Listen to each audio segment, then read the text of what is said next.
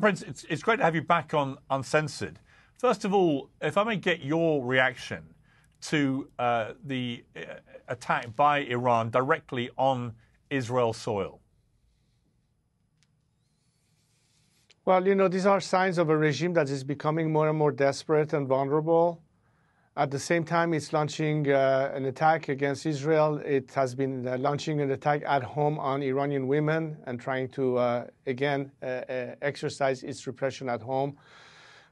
This is going to be an ongoing problem, and I think ultimately the world needs to realize that the root cause of many problems we see in the area, and not just this one instance, but in general, is the regime's nature and behavior. It has not only affected Iranians or Israelis, it has also affected Syrians, Iraqis, Lebanese, and other immediate neighbors in the region. Iran has operated through proxies for a number of years, obviously. This is the first time they've directly attacked Israel in this manner. How significant is this escalation? Well, I think a lot of it is perhaps mostly for home consumption, to say we've done something. One thing that was really rendering it even more of a mockery is that despite launching so many different missiles and drones, none of them actually reached targets. So was it really an exercise for purposes of domestic consumption, or was it actually the intent to escalate? I think this time Khamenei took a huge gamble, assuming that probably there will be a lot of pressure to keep the Israelis from retaliating. But then again, I think we should look beyond the tit-for-tat argument. I think the world needs to now really scratch their head and say, look, diplomacy has failed. Our expectation of behavior change from this regime over decades is pointless. The time has come to look for an ultimate solution to the problem. If we indeed want to avoid escalation, you have to put an end to this regime, which is the ask of the Iranian people in the first place. But the world needs to seriously consider that the only solution and alternative is regime change in Iran. But how does the world affect regime change in Iran? Well, two things. Number one is to actually increase even more pressure on the regime economically by means of expanding the sanctions.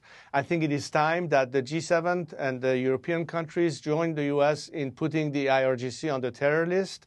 This will further put pressure on the regime to target the regime's officials individually on their personal assets, to expel their diplomats or elements associated with the regime that roam freely in European and American cities. And actually implement further oil sanctions, which, by the way, were not properly implemented, which simply gave the regime more money, which, of course, it spent on its proxies, whether the Houthis or Hamas and what have you. That's on the external factor aspect. Parallel to this needs to be a policy of maximum support. That means support for the Iranian people in their struggle against this regime. And that could come in many forms. I think the most important one is to make sure that Iranians remain connected to the world, and therefore internet access is key. I've mentioned that many times before. Elon Musk with Starlink have done their part. I think we need more of that happening. There are means of perhaps making exceptions to some of the current limitations of the inability for Iranians to, let's say, send money back home, because as you know, under the current sanctions, it's impossible to transfer money. We are only limited to some digital currency. That could be at least an exception to the rule to make it easier for us to support families at home, especially our working force, if they want to go on strike, not to remain completely impoverished and unable to actually do that. And there are many other elements. I know there are too many details to discuss in one short interview, but there are many ways to equal the playing field for the Iranians, and that could be a dual element of pressure from in the interior of the country as well as external pressure. This could be a recipe that could lead to a successful transition. Obviously, a lot of speculation about what Israel's response will be to this unprecedented missile strike. Do you think it would be a smart strategy for Israel to launch an attack directly into Iran, as some of the more right-wing members of the cabinet apparently want to do? You know, I cannot speculate as to what would be the decision internally at the level of cabinet and what's been decided. And I know there's a lot of back and forth between different countries that are consulting with the Israeli government.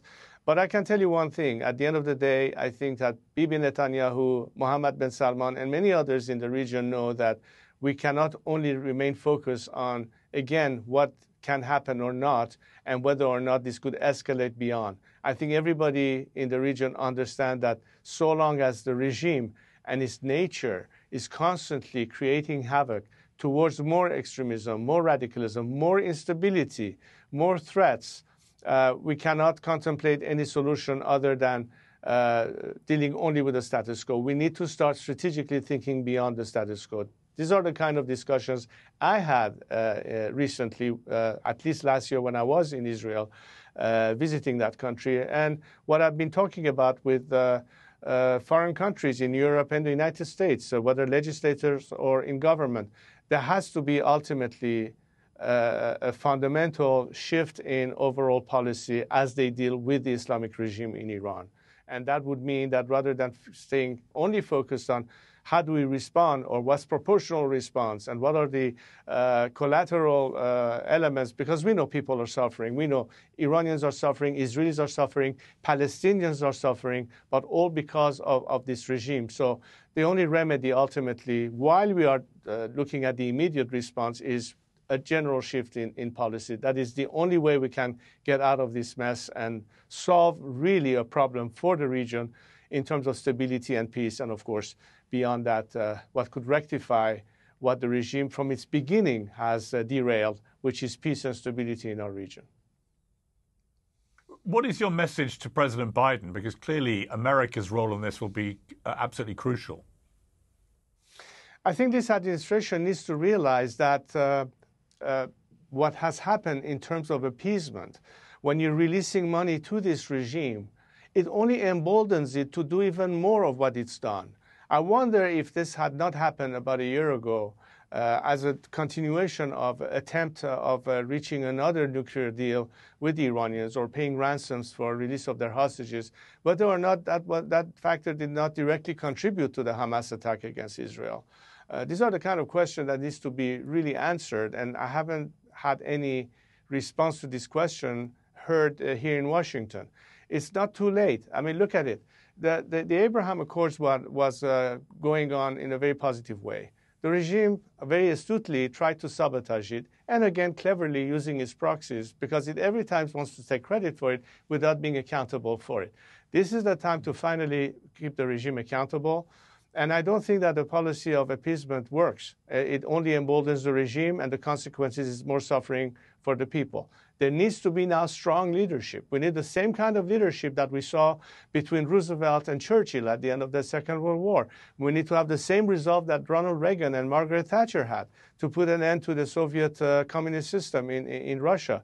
Today, we need the same kind of strong leadership emanating from the free Western world in support of democracy and freedom and human rights in a country that could be the pivotal element in changing everything that this regime has done to divert us from that rail. And I think Iran is going to be the most important strategic partner to key countries in the area, Israel, Saudi Arabia, and others, to bring about that change. And we need to work with one another. And I hope that world leaders will finally decide to consider this issue very seriously. And I stand ready to present to them our viewpoints on behalf of my compatriots of how they can best find a solution that is win-win, which is in the interest of the Iranian people, but also in their own interest, whether it's national security or even down the line economic interest. Crown Prince Pahlavi, really good to talk to you. Thank you very much indeed for taking the time. Thanks for having me again, Piers.